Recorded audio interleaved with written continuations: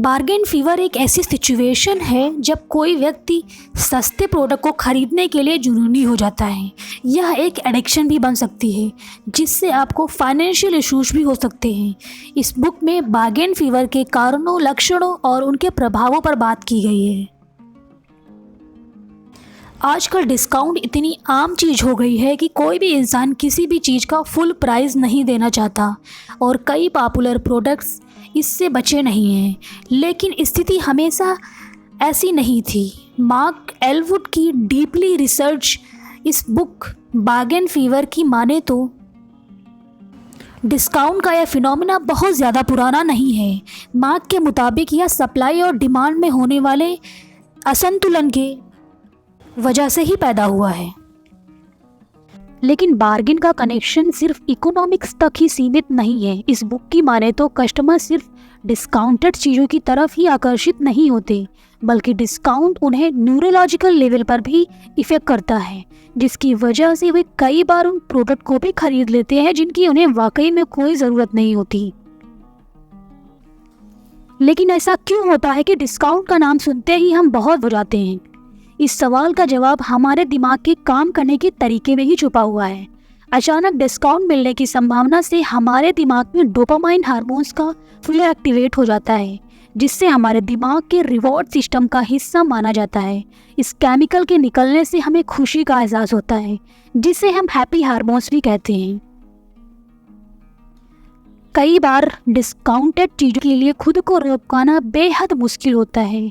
अगर हमारे दिमाग से बहुत ज़्यादा मात्रा में डोपामाइन निकलता है तो हमारे बिहेवियर पर हमारा कंट्रोल बेहद आता है।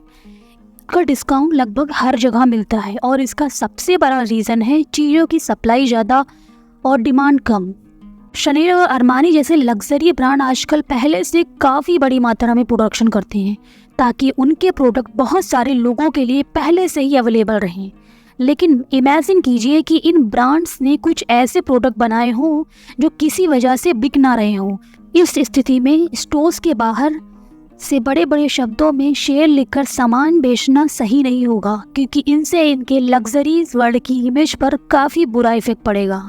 दूसरी तरफ एक सीक्रेट सेल ऑर्गेनाइज करना ज़्यादा बेहतर होगा, जिसमें सिर्फ लॉयल कस्टमर को इनवाइट किया जाए और काउंटेड रेट में पुराना और हार्ड टू शिफ्ट स्टॉक बेचा जाए, जिससे सामान का सामान भी बिक जाए और साथ ही साथ कस्टमर को एक एलीट कस्टमर होने की खुशी भी होगी।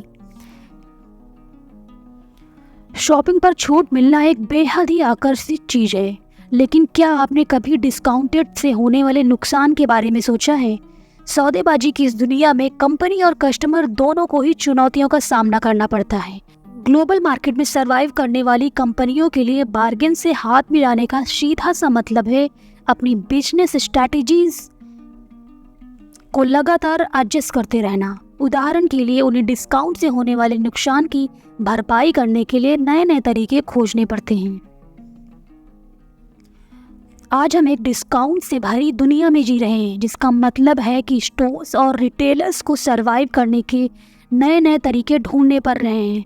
साथ ही साथ अच्छा डिस्काउंट मिलने पर बहुत सारा सामान एक साथ ना खरीदने की कला भी कस्टमर को सीखनी चाहिए। अपनी इच्छा पर सवाल उठाकर इम्पल्सिव परचेजिंग को कम करें। आज से जब भी आपको कहीं सेल लिखा हुआ मिले तो खुद से कहिए आपकी जो शॉपिंग करने की इच्छा हो रही है वह आपके दिमाग में रिलीज़ हो रहे डोपामाइन की वजह से हो रही है। इस बात को ध्यान में रखें और फैसला कीजिए कि क्या आपको सच में उस प्रोडक्ट की ज़रूरत है या फिर नहीं।